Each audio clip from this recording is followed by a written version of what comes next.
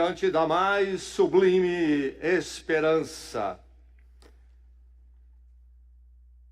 A primeira carta do apóstolo Paulo aos Tessalonicenses é sobre esta sublime esperança, a mais sublime. Temos muitas esperanças neste mundo, mas há uma que é a maior de todas. Temos pensado nesta carta, neste livro do Novo Testamento, vamos continuar refletindo, é a palavra de Deus para o nosso coração. E antes de irmos ao texto desta noite, vamos lembrar um verso de 1 Tessalonicenses que resume, expressa a mensagem geral desta carta.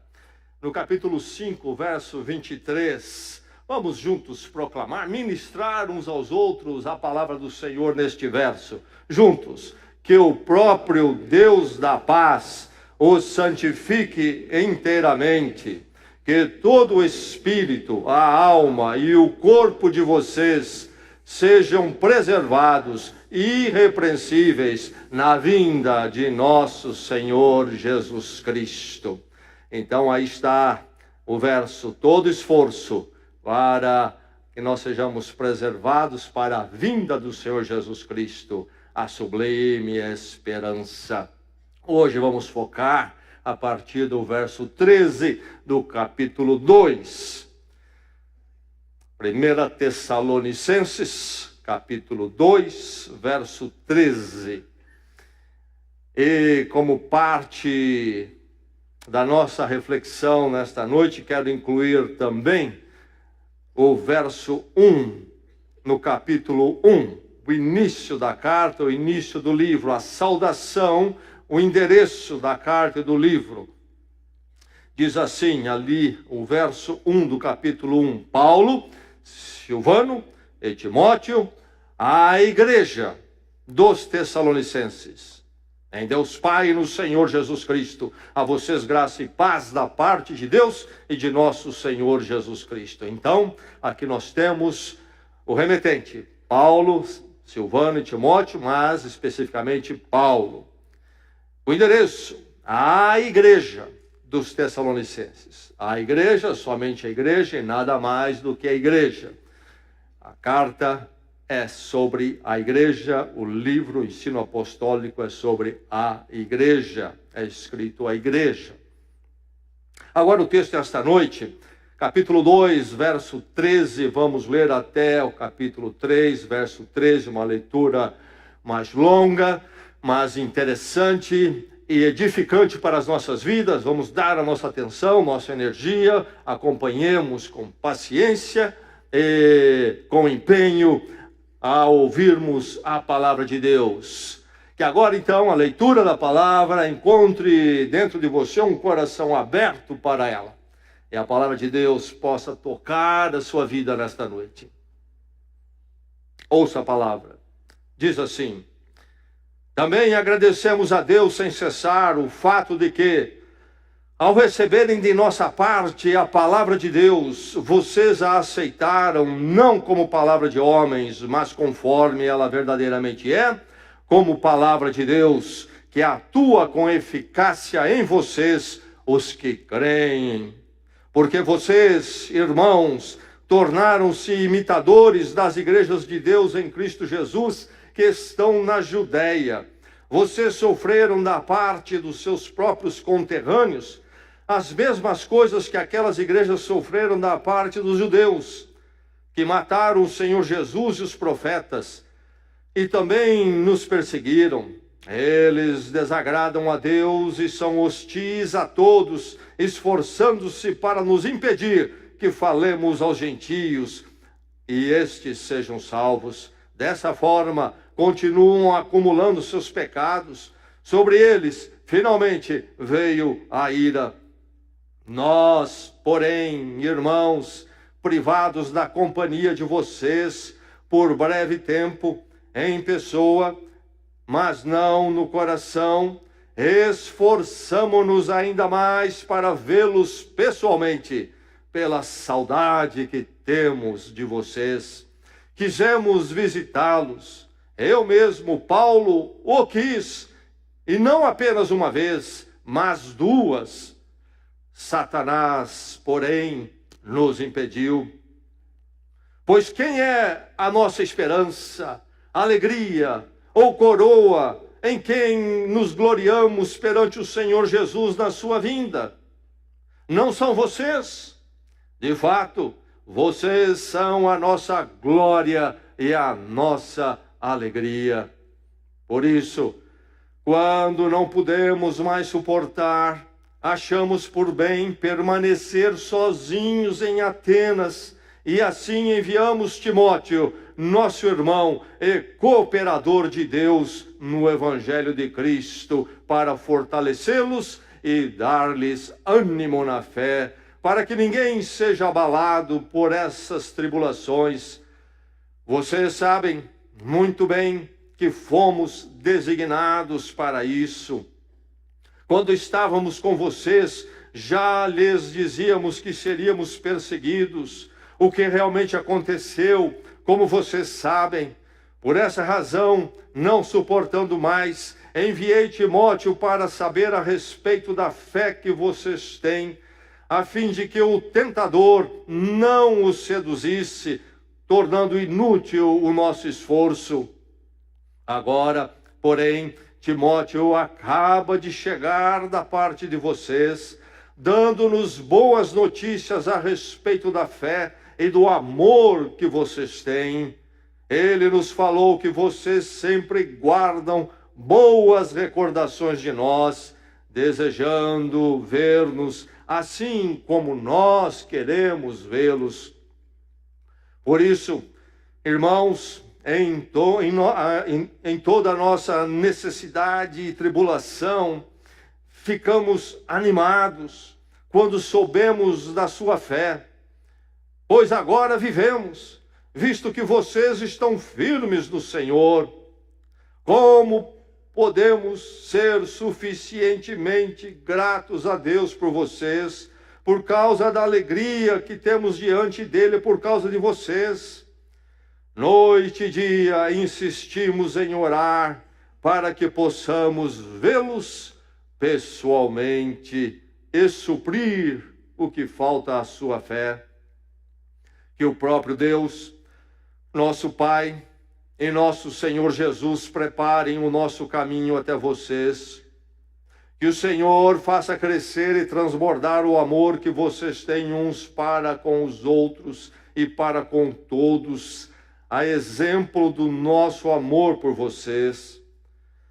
Que Ele fortaleça o coração de vocês para serem irrepreensíveis, em santidade, diante de nosso Deus e Pai, na vinda de nosso Senhor Jesus, com todos os seus santos. Ainda mais uma vez, revendo alguns desses versos, e antes de fazê-lo, lembrando o contexto, carta do apóstolo Paulo. E aqui ele escreve à igreja de Tessalônica e fala sobre o seu trabalho entre aquelas pessoas daquela cidade de Tessalônica. E esse trabalho é narrado no livro de Atos, também aqui nas Escrituras Sagradas, o grande livro de história da igreja nas Escrituras. Que ano é este? Quando foi escrita esta carta? Quando que ele esteve com eles? O ano 51. Sabemos isso com precisão, por causa de outras informações paralelas na história. Quando ele vai a Corinto, logo neste ano ainda, lá toma posse Gálio, o procônsul romano, em Corinto. E há uma inscrição em Delfos, encontrada, creio que em 1909, Delfos da Grécia, no museu, lá está essa inscrição. Se você visitar o museu, você pode ver. E lá narra a posse, ou a indicação do imperador de Gálio para Corinto, exatamente neste ano. E então, aqui está o apóstolo Paulo no ano 51 depois de Cristo, fazendo esta viagem missionária. Ele parte da Antioquia, esteve em Jerusalém, depois Antioquia, já no que seria hoje a Turquia, e ele vai pela toda a Ásia Menor, que é a Turquia hoje, e chega no momento que ele quer expandir o trabalho ali, missionário em diversas cidades, mas ele é impedido. Nos narra o livro de Atos, do capítulo 16. E finalmente ele é direcionado por uma visão que ele deve deixar a Ásia Menor, que seria a Turquia hoje, e cruzar o mar Egeu e chegar à Grécia do outro lado, então, que seria a Europa hoje.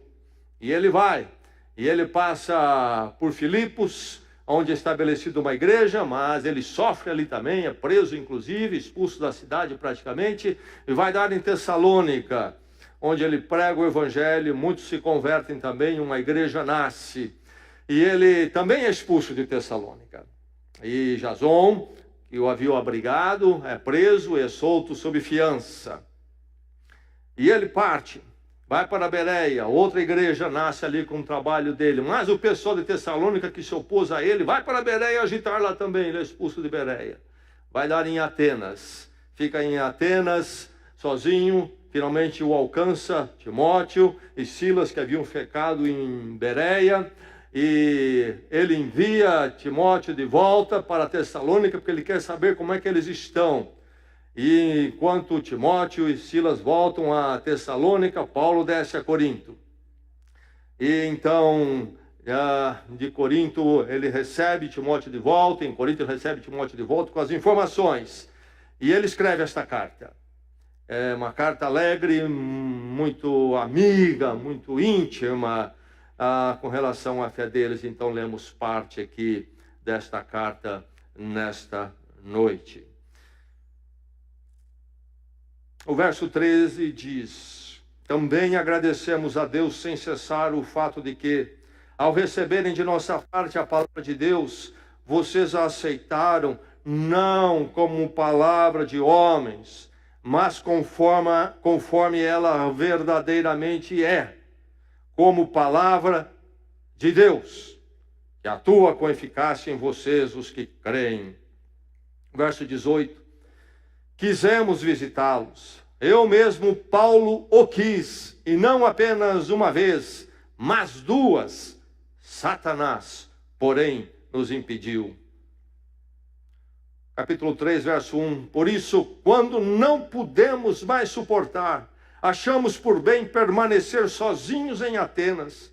E assim enviamos Timóteo como irmão e cooperador de Deus no Evangelho de Cristo, para fortalecê-los e dar-lhes ânimo na fé. Verso 4. Quando estávamos com vocês, já lhes dizíamos que seríamos perseguidos. O que realmente aconteceu, como vocês sabem. Verso 5 diz: ele nos falou, Timóteo, nos falou que vocês sempre guardam boas recordações de nós, desejando ver-nos, assim como nós queremos vê-los. Verso 10, noite e dia, insistimos em orar, para que possamos vê-los pessoalmente e suprir o que falta à sua fé. Verso 12, que o Senhor faça crescer e transbordar o amor que vocês têm uns para com os outros e para com todos, a exemplo do nosso amor por vocês. E aí, em meio a tudo isto, nós encontramos o assunto, a verdade da bendita, da mais sublime esperança. No capítulo 2, verso 19, pois quem é a nossa esperança, alegria ou coroa, em que nos gloriamos perante o Senhor Jesus Cristo na sua vinda? Não são vocês? De fato, vocês são a nossa glória e a nossa alegria na vinda do Senhor Jesus Cristo. E no verso 13 do capítulo 3, que ele fortaleça o coração de vocês para serem irrepreensíveis em santidade diante de nosso Deus e Pai, na vinda de nosso Senhor Jesus com todos os seus santos. Até aí, esta é a palavra de Deus. Na minha juventude, década de 70, surgiu um movimento interessante. Bem, década de 60, continuando para a década de 70, surge nos Estados Unidos o movimento dos hippies. Aquele movimento entre a juventude que queria romper com todo o estabelecimento. Toda essa estrutura que nós temos, social, política, econômica, nós rejeitamos. Toda estrutura, toda instituição, somos contra. Vamos propor uma vida livre. E aí então eles se entregavam às drogas, muitos viravam perambulantes pelo mundo afora, e não queriam nenhuma responsabilidade, entendiam que tudo isto, essa estrutura toda social, econômica, etc., todas as instituições, era uma escravidão que precisava ser abandonada, não servia, era recusável. E aí então surge esse movimento, e dos Estados Unidos se espalha para muitas partes do mundo, inclusive para o Brasil. Muitos se tornaram hippies nos nossos dias. E aliás, nós sofremos consequências disso até hoje. E não vamos entrar nessa questão, mas isso é fato. Bem, quando há esta reação secular, também surge entre jovens evangélicos uma vontade de romper com a igreja como ela era, particularmente nos Estados Unidos. Jovens que queriam ser cristãos, andar com Jesus Cristo, mas queriam dizer não à igreja porque também era uma instituição. Queriam um frescor da vida cristã sem a instituição da igreja. Se tornaram conhecidos como Jesus People, ou povo de Jesus. Eram entusiastas, eram muito espontâneos na sua fé, tinham uma música cristã revolucionária, que não era o tipo que se cantava na igreja naquele tempo, nos anos 60, nos 70, uma música bem mais contemporânea, do estilo deles. Enfim, esse esforço todo aí, talvez até bem intencionado, mas um grande equívoco. E eu me lembro 2 slogans que surgem naquele momento a partir deste movimento. Um deles era Cristo sim, doutrina não. Cristo sim, doutrina não. Uma colocação muito bem intencionada e que é até atrativa, mas que não poderia estar mais longe da verdade do que ela está. Se nós tirarmos a doutrina, não sobra Jesus. Então não há como dizer Cristo sim, Jesus Cristo sim, doutrina não. Nós conhecemos Jesus Cristo a partir da doutrina, da palavra de Deus, o que ela diz. Mas um segundo slogan veio na carona. Cristo sim, igreja não. Se nós olharmos a palavra de Deus, isto é impossível. Isto foi naquela época. Um movimento jovem, bem intencionado, mas não bem embasado. Muito fervor, pouco conhecimento. E aí então essas colocações. Sim, nós entendemos que a igreja é feita de gente como eu e você. Todas as igrejas são assim. Há muito a ser transformado. Ela não é perfeita, ela é muito divina e é muito humana. Deus ainda está trabalhando no nosso meio. Mas o fato é que não é possível dizer Cristo sim, igreja não, porque os dois são inseparáveis na palavra de Deus e no ensino apostólico e no ensino de Cristo. Aqui nós temos o apóstolo Paulo escrevendo a quem? A igreja dos Tessalonicenses. Ele não escreve a um grupinho que resolveu se ajuntar, cheio de iniciativas espontâneas. Ele não escreve a um movimento.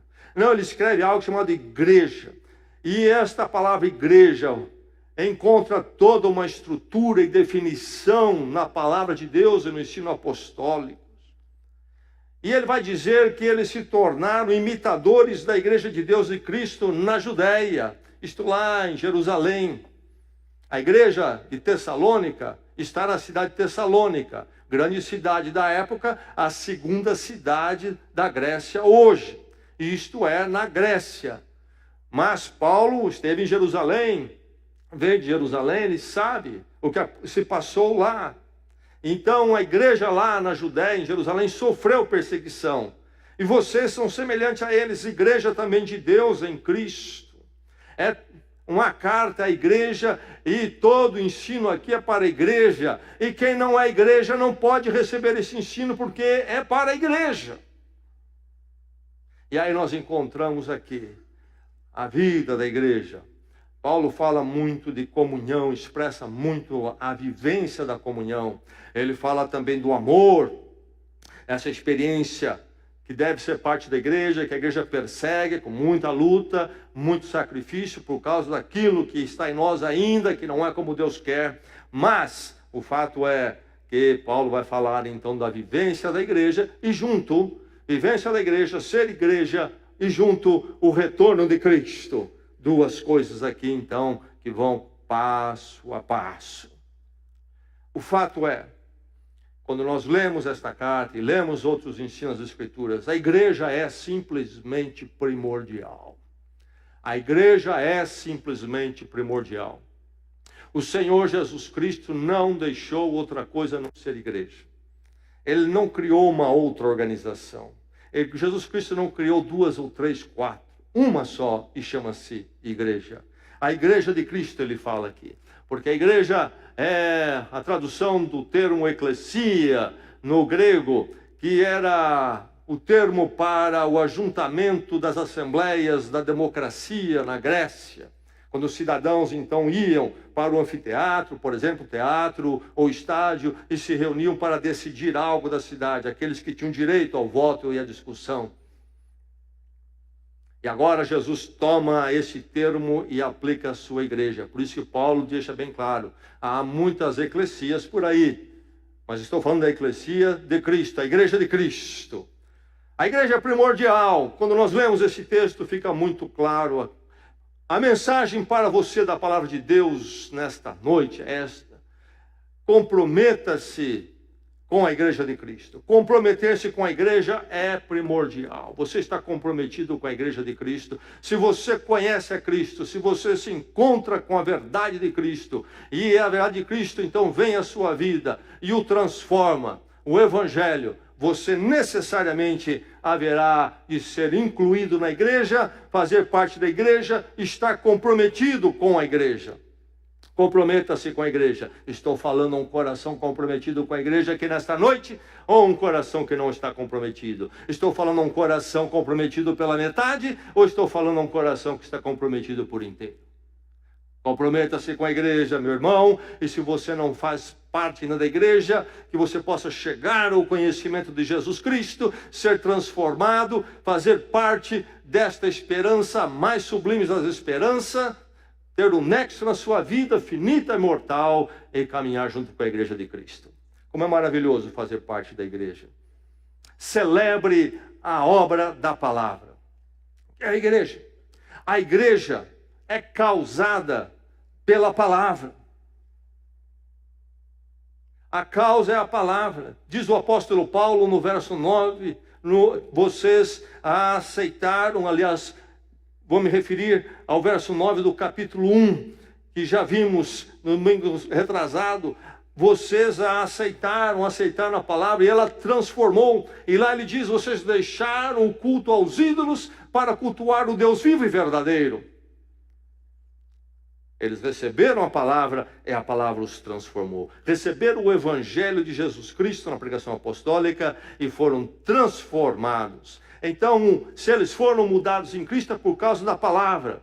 Agora, veja bem, o apóstolo Paulo diz que eles receberam esta palavra não como palavra de homens, mas como ela verdadeiramente é, palavra de Deus. Verso 13, capítulo 2.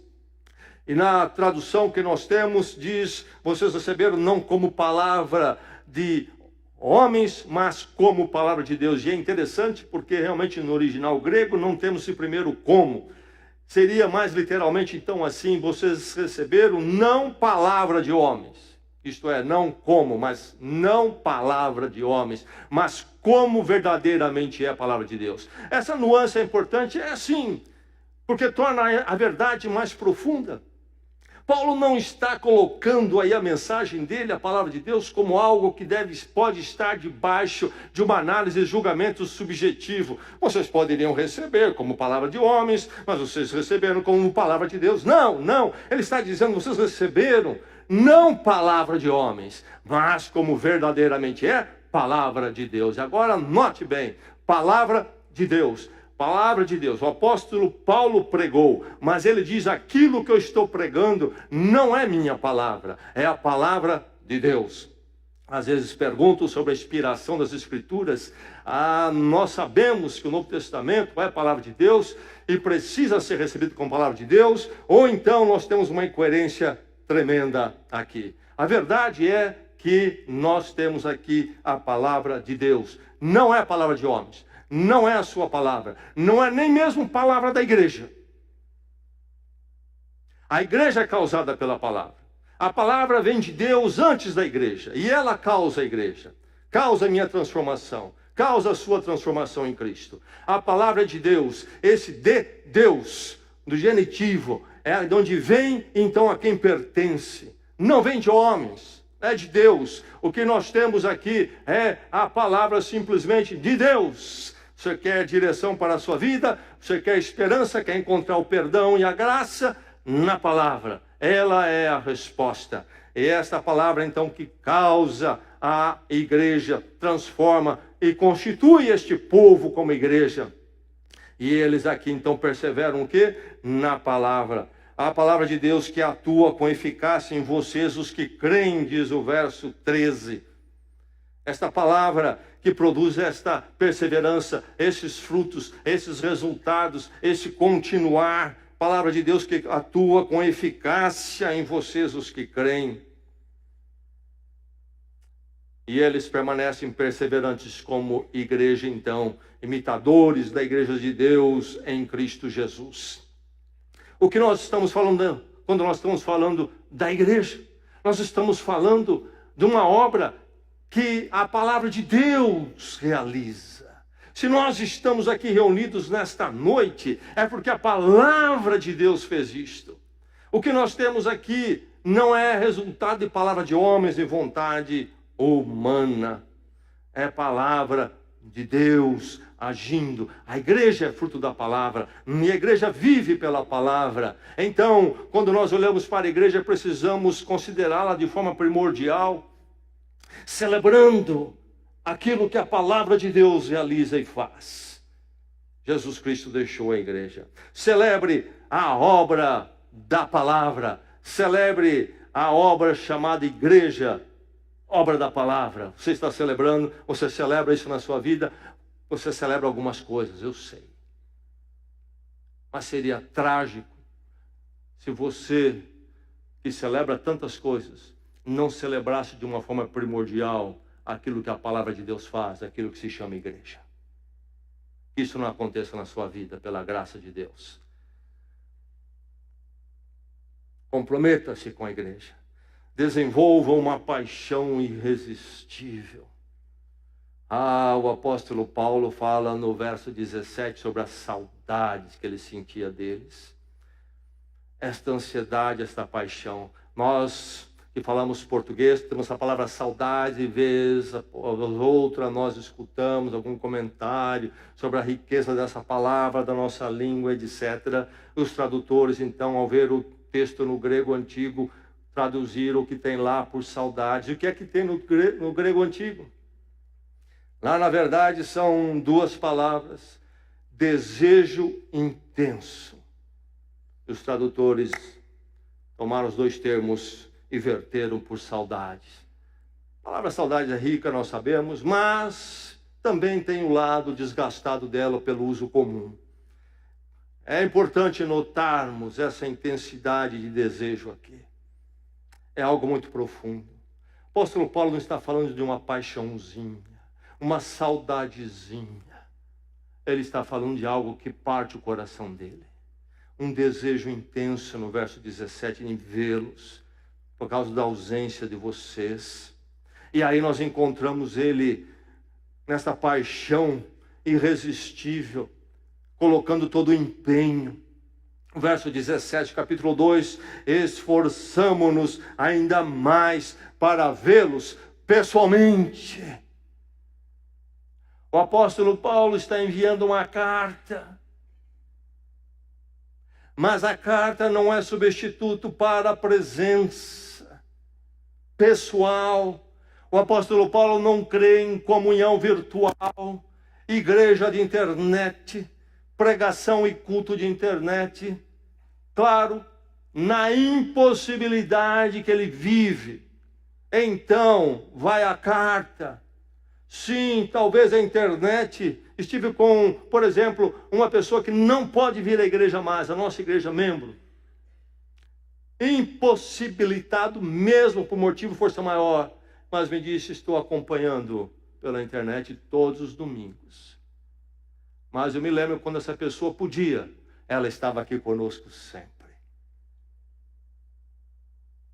Não WhatsApp, não carta, não internet, mas pessoalmente.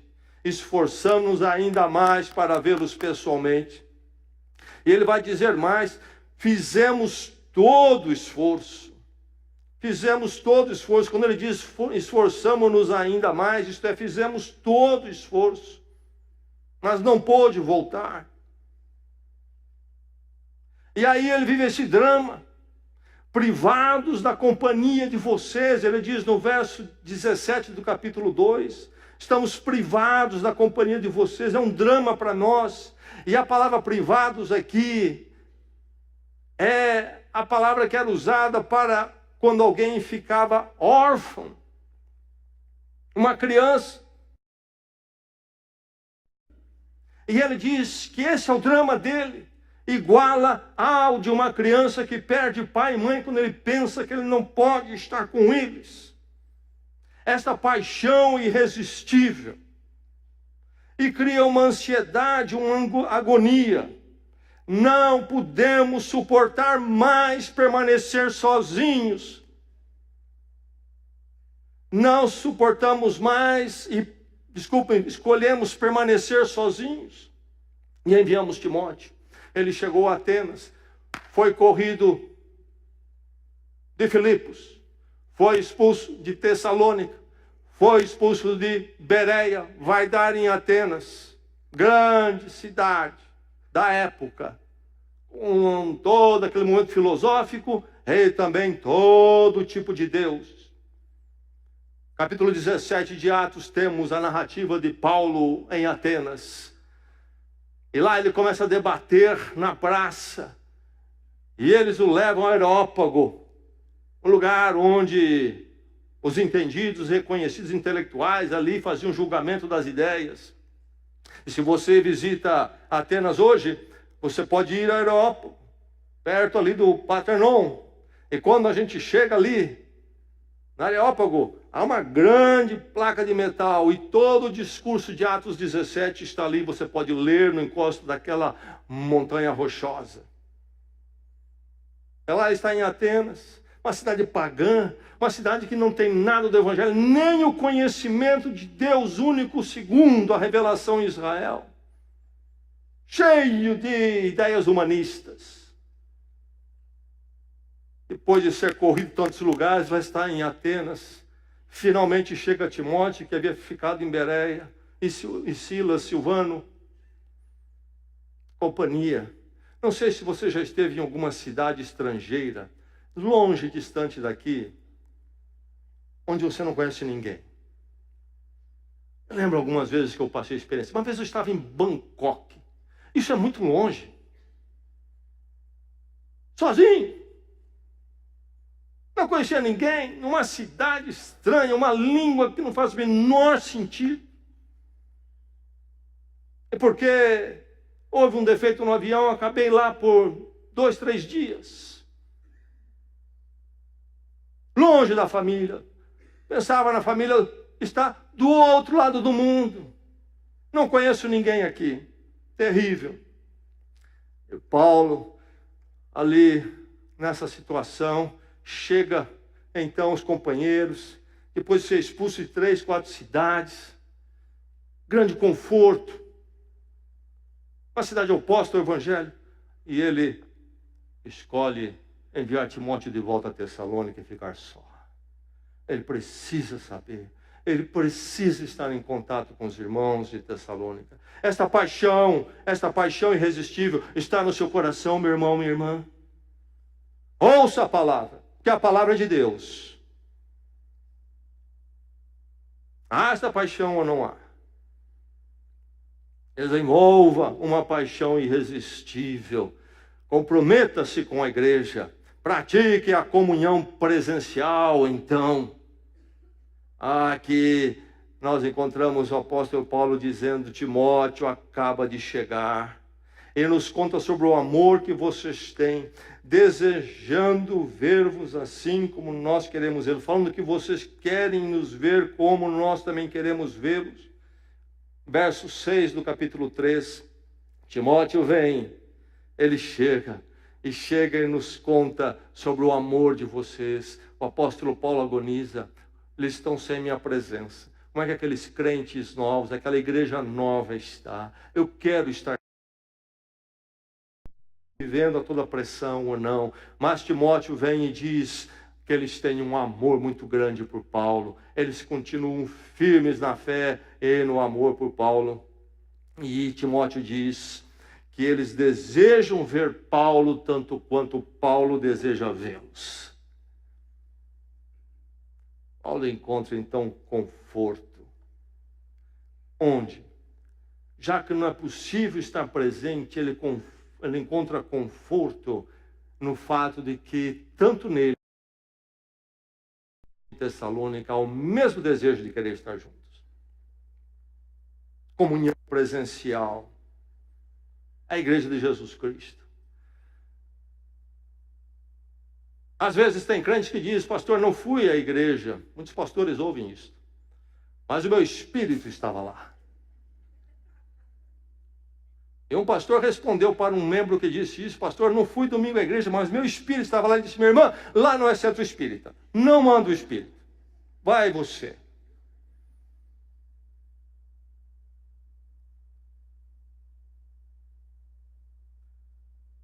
Igreja é muito real, muito concreta. Um motivo de oração para Paulo. Qual é o motivo de oração dele? Verso 10, capítulo 3. Noite e dia insistimos em orar para quê?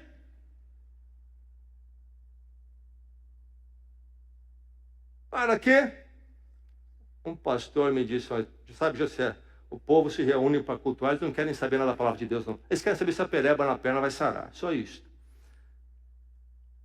Quer saber se vai dar para trocar o carro, trocar a casa, melhorar as finanças? É isso que querem.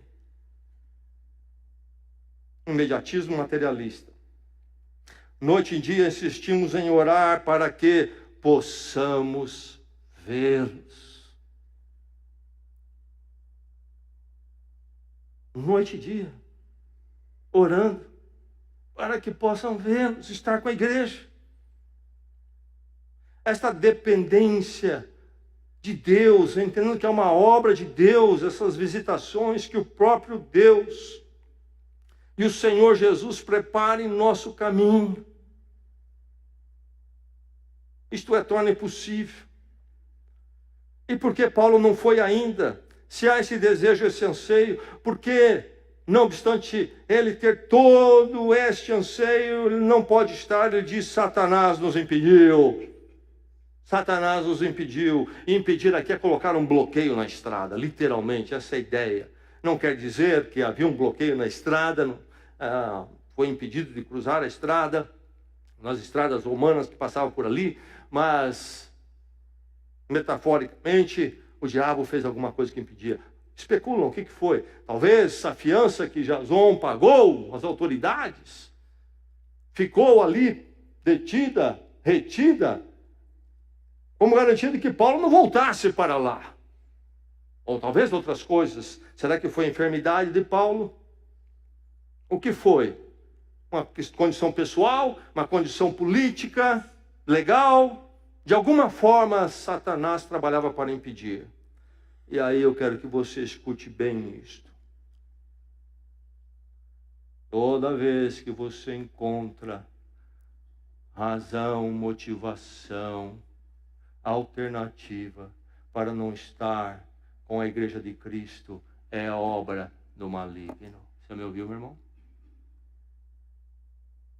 Você que troca toda hora a igreja por outras coisas? Nunca é de Deus. Eu oro a Deus e que Deus prepare o caminho. Deus sempre vai aparecer nos levando para a comunhão. Quando não é o caso, é maligno. E eu pensei que maligno é aquele negócio de gente possessa, muito crente nas mãos do maligno. Muitos crentes negociam a igreja e a comunhão com maior facilidade. É o diabo atuando na sua vida, meu irmão, minha irmã. Você me ouviu? É o diabo atuando na sua vida. O maligno nos impediu. Você enxerga isso? Que Deus abra os seus olhos e você possa ter o discernimento do Espírito Santo para ver a presença diabólica tão sutil que você não percebe. Pratique a comunhão presencial. A prioridade da comunhão presencial. Que o amor, que o Senhor faça crescer e transbordar o amor que vocês têm uns com os outros e para com todos. Essa presença presencial, este amor que é real, não da conversa e da argumentação, mas o amor que se traduz em eu chegar junto com você para estarmos juntos na presença de Deus. Menos conversa e mais ação. Comprometa-se com a igreja, preocupe-se com o estado dos irmãos. Há essa preocupação no seu coração. O apóstolo Paulo diz: vocês sofreram da parte dos seus próprios conterrâneos as mesmas coisas que aquelas igrejas da Judéia sofreram, no verso 14, capítulo 2. Mas ele diz: quando estávamos com vocês, já lhes dizíamos que seriam perseguidos. A verdade é que a fé cristã e a vida cristã neste mundo está sujeita e cercada de adversidades e perigos. Sim, como neste caso, da perseguição. No mundo hoje, há cristãos, nós sabemos disso, igrejas debaixo da perseguição política e social. Pagando o preço alto pela fé, pagando o preço alto para simplesmente se encontrar como estamos encontrando aqui. Nós vivemos num país que não nos causa esse problema por enquanto.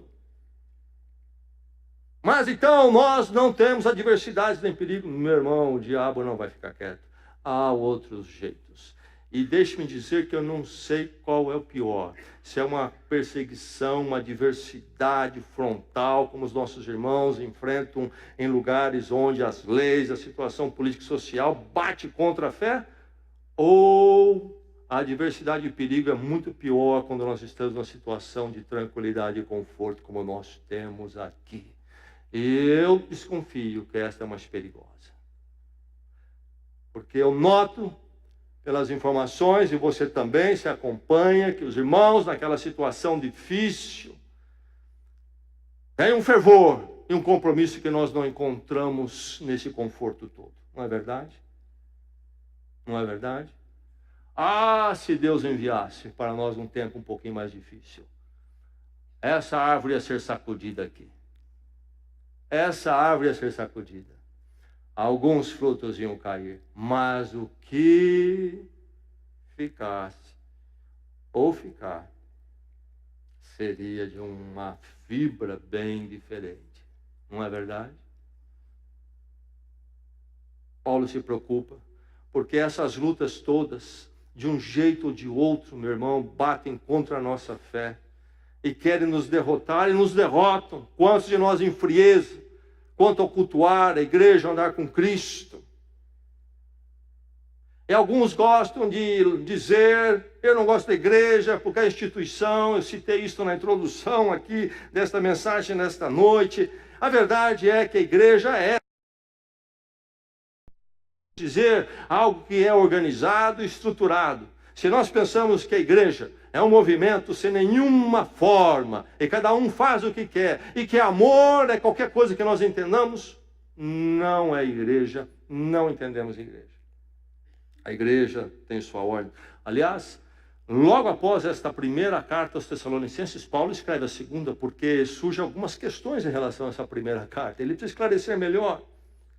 E no final da segunda carta, no capítulo 3, verso 14, ele vai dizer: se alguém desobedecer ao que dizemos nesta carta, marque-no e não se associem com ele, para que se sinta envergonhado. A disciplina da igreja. O amor cristão não é etéreo, não é aguinha com açúcar, mas é uma interação uns com os outros. E disciplina é compromisso. A igreja precisa zelar pela sua comunhão. Que as pessoas andem com compromisso. Preocupe-se com o estado dos irmãos. Você se preocupa como Paulo se preocupava. E aí ele se preocupa tanto que ele vai ao sacrifício, é uma ação de sacrifício. Achamos por bem permanecer sozinhos em Atenas. E enviamos Timóteo. Ele perde para abençoar a igreja de Tessalônica. Enviei Timóteo, nosso irmão e cooperador, para fortalecê-los e dar-lhes ânimo na fé. Verso 1 e 3 do capítulo 3. Quero ver o bem da igreja, a comunhão dos irmãos. Quero ver bem os meus irmãos. Por isso eu faço todo o meu esforço. Ontem ainda participei de uma conexão. Tenho o privilégio de visitar conexões diferentes. Aqueles grupos da nossa igreja que se reúnem nos lares uma vez por mês. Estive numa casa lá, um encontro maravilhoso. Lemos a palavra juntos, oramos juntos, conversamos uns com os outros, estamos sabendo um da vida do outro, acompanhando, nos fortalecendo mutuamente, quando oramos juntos, quando lemos a palavra de Deus juntos. E aí o apóstolo Paulo vai interceder por eles, que eles possam avançar. No último verso do capítulo 3, no último verso da leitura, o verso 13, Paulo tem um desejo, um alvo, que eles sejam irrepreensíveis em santidade na vinda do Senhor Jesus.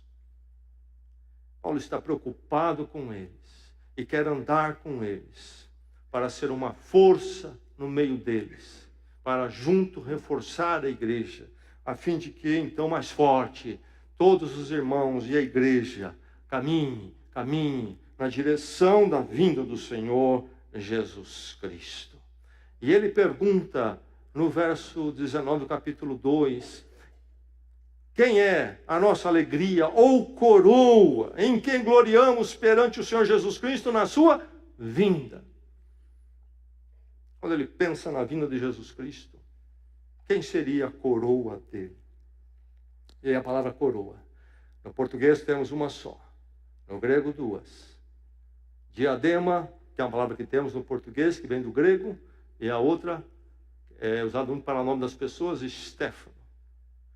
A palavra diadema é a coroa da realeza, é o poder, é a autoridade, coroa de rei.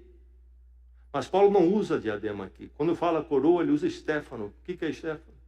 Era a coroa de louros dado ao atleta que vencia nos Jogos Olímpicos, que nós temos, por exemplo, nos nossos dias, que vem da Grécia Antiga, não é verdade? É a coroa do vencedor. Ele diz: qual é a minha coroa de vitorioso naquele dia que Jesus Cristo vier? Vocês, firmes naquele dia, começando agora e firmes lá. É a minha coroa, é a minha glória. E a vinda é a palavra que era usada para quando uma autoridade, geralmente o imperador, passasse pela região. A parousia, a vinda do imperador, é aquela passagem que modificava tudo. E aí então tomam este termo, o apóstolo Paulo toma esse termo e aplica a vinda do Senhor Jesus Cristo, quando então verdadeiramente tudo será modificado. Preocupe-se com a condição dos seus irmãos. Você se preocupa? Você se preocupa? Cuidado com um truque que o diabo aplica no coração dos crentes, talvez no seu, quando ouve uma mensagem assim. É ouvir a mensagem e dizer, a igreja precisa dessa mensagem. É ouvir a mensagem e dizer, fulano precisa dessa mensagem. Irmão, é você que precisa. E aí a coisa vai mais ou menos assim. Realmente não estão se preocupando comigo. A pergunta a você fazer é o seguinte, você está se preocupando com seus irmãos? Uma vez a pessoa me disse, eu fui e ninguém me cumprimentou. Eu perguntei, você cumprimentou alguém? Não. Nós pensamos o evangelho como com o nosso umbigo. Nós pensamos o evangelho como o mundo pensa a sua vida. Só usamos Jesus para dar uma carimbada. Somos egocêntricos.